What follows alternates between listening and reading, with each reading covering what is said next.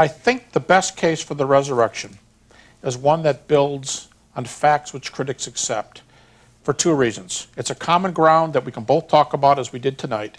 And secondly, we accept only evidences which are multiply attested for a lot of reasons. When you do go with those facts, you have to make a decision based on that data. And if the evidence seems to indicate that Jesus was raised, I think you have to be strict. I think you can be a skeptic. But I think there's a point at which you have to say, all the evidence we have is in its favor. None of the first century evidence is against. Then you narrow this list almost arbitrarily down to 4, 5, 6 facts. And these facts can disprove the naturalistic theories. These facts can show that Christ was raised from the dead, evidences. And you do it on this minimal basis. Tonight, I think we've shown, and he doesn't like most of the naturalistic theories, but even hallucination. I think there's serious problems with it. But here's what everybody agrees. Here's the bottom line.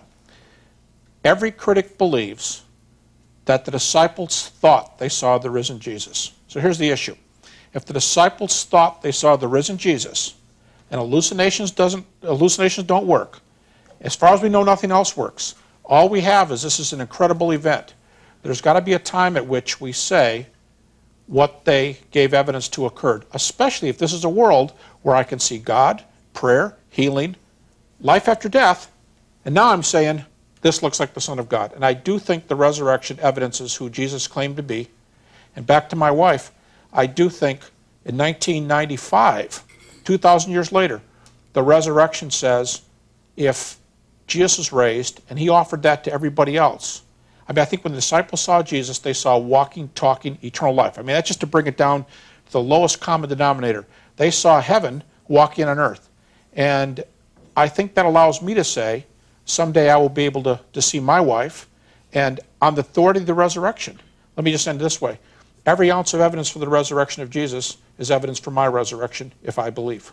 One last thing before Tony talks, and that is, what is the message that Jesus gave? Let's assume for a moment that it's not just intellectual facts that we're trying to have people accept here. How would you illustrate the fact of what real belief is versus just the historical evidence? Sure. I think your example of marriage is fantastic. And I think what Christianity is about is saying, I do to Jesus. You gather data about somebody. Nobody would suggest getting married in a vacuum.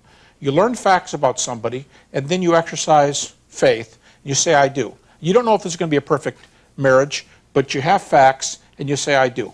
I think that's what the case is with Jesus. He's invited us to check him out, and there's a point at which you've got to say, I do or I don't. And the point at which you say, I do, is what Christianity is all about. It's not something, I mean, there's something mystical there, but I mean, for all intent and purposes, that's about as mystical as marriage is. I mean, we've got data to go on, and we make a decision. And all I can say is, after 10 years of skepticism myself, I'm not trying to stand up here and say I'm special, but I'm just saying God gave me a shot, and I said I do. God gave C.S. Lewis a shot, and he said I do. I think we can just make a decision based on the data, and not on data we don't have. Tony, I just really appreciate you being here and coming all the way from England and your busy schedule, and give us your closing remarks. Summarize the evidence, because that's what we've been trying to go on. Well, I think the most important thing I said was that what it is rational to do about any evidence depends on what you already believe with good reason. And therefore, what it is rational for people with the background of Jews at the time of the events in Jerusalem is very different from what it is rational for people from a completely different background of belief and knowledge.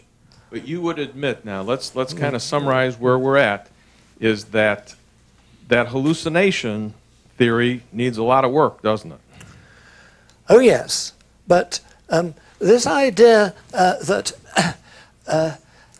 it's something impossible about saying that it was a hallucination, if you believe that people had some experience and they believed that they were seeing something, and you believe that that the something wasn't there. This seems to me just what a hallucination is.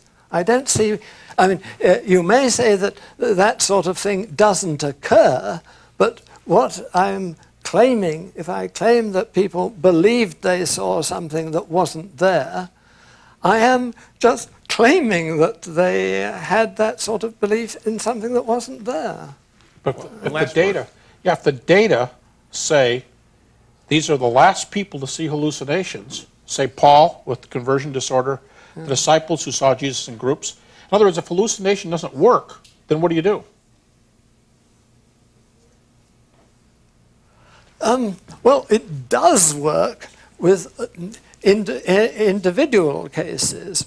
Right. Therefore, you've got to... So you have to have 500 individuals, or no, 12 look, or 20. This is the first mention of those 500. Right. And as this is the first evidence we have, it seems to me if there had really been a collective thing of 500 people, we'd have heard something about this in the Gospels. But Paul predates the Gospels. Yeah, exactly so. We have it in Paul. Yes, exactly so.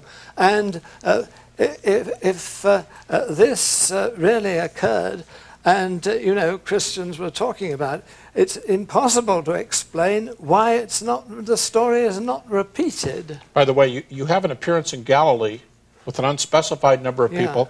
You have an appearance in Jerusalem before the ascension with an unspecified number. Some people think those are one of the big groups, but we do know there were 12, and the Gospels say that too. So even 12 individual hallucinations would be incredible. It'd just be incredible. Hallucinations are rare.